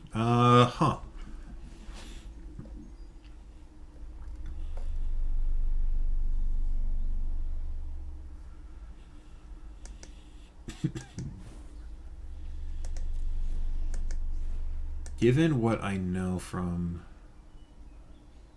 their things, do I want Tamio safekeeping either? Neck and neck, very close games. Yeah, this is certainly an interesting set. I will keep the safekeeping.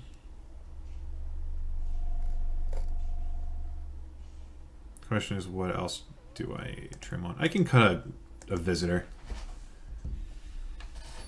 I think if my opponents are, or if my opponent is trying to disrupt my early creatures, trimming the one that needs to snowball the most is probably fine.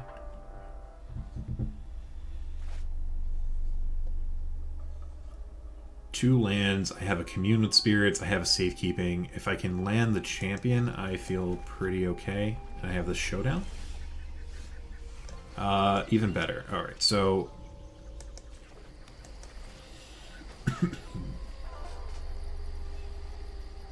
I have a Rune of Might in hand, and I have a showdown. I'm going to take the land.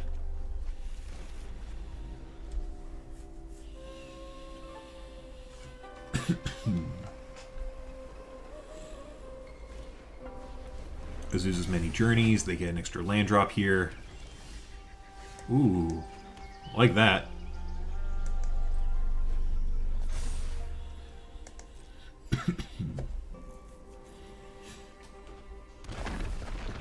So they have Key. That's not great for me.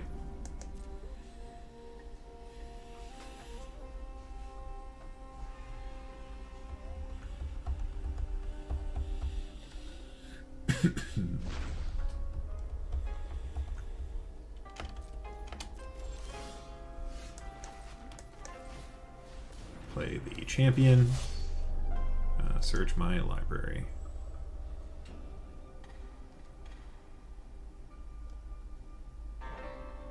I think I went the Rune of Speed.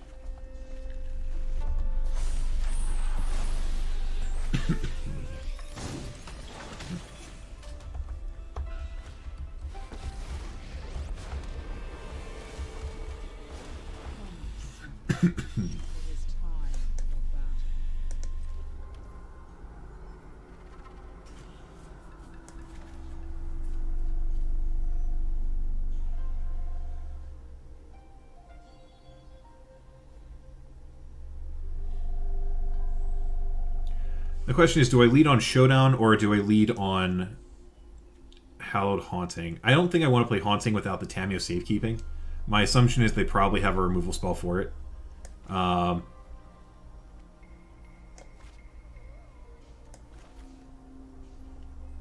could also play the runes out, though that's probably not necessary. Yeah, I'm going to go with Showdown here.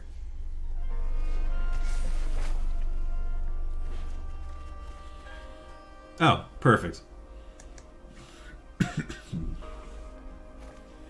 No attacks. I'm going to take 9 next turn. Okay, so Doomblade was the card off of the key.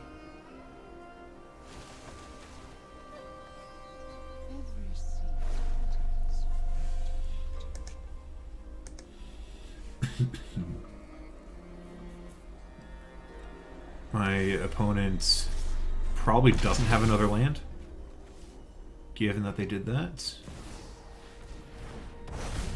I would very much like my opponent to stop having things. Alright,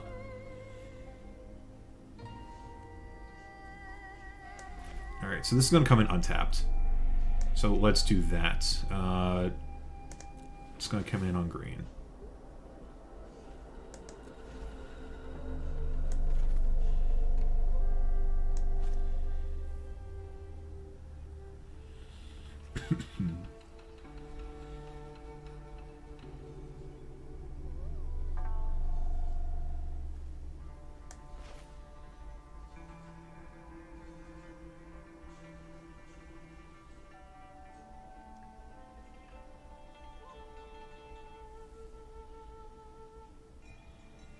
Alright, so if I play the Visitor, that obligates me to Valorous Stance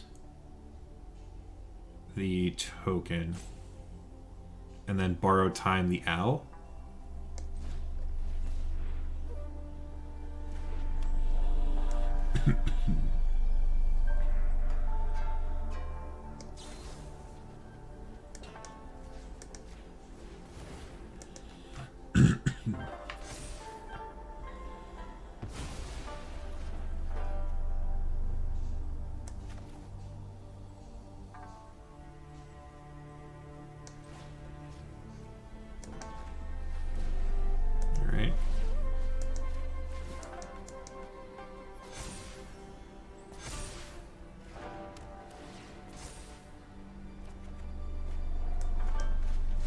Alright, this seems fine.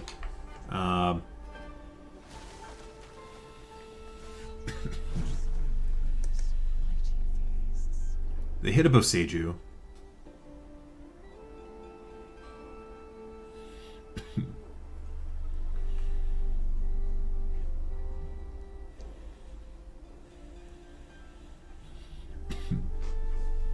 So it's extremely likely that this Tameo safekeeping is going to have to save the Boseiju. Oh, good God. Alright, didn't see that in game 1 or 2.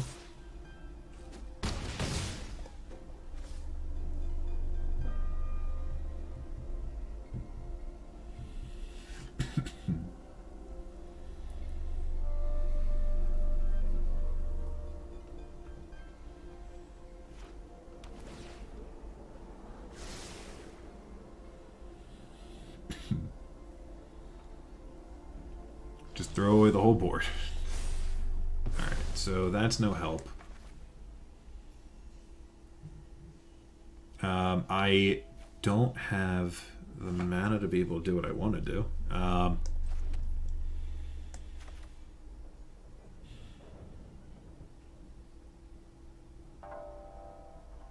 This deck is just constantly throwing out new fantastic cards when my opponent needs it. Yeah, they're drawing really well. They're drawing really, really well.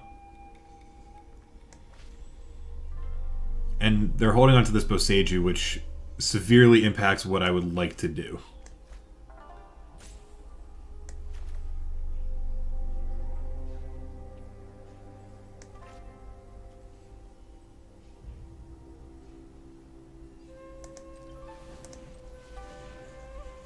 This is on green.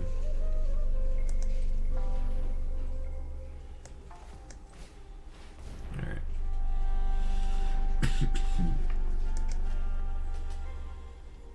Borrowed Time. Exiling in the Cathar.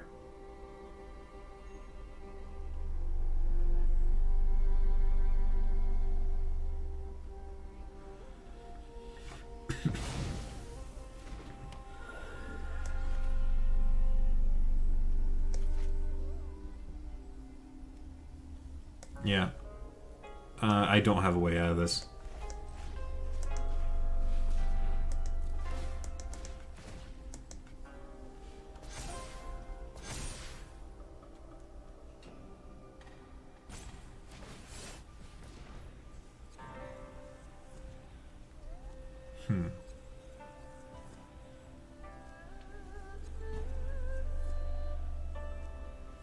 Gives me a basic. but I don't have anything I can do with it because I'm going to need to use the Tameo safekeeping either way. Yeah.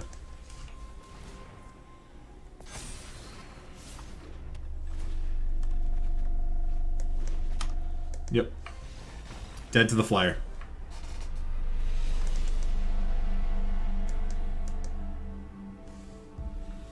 All right, we finished 3 and 2 with Naya Runes. Thank you everyone for hanging out.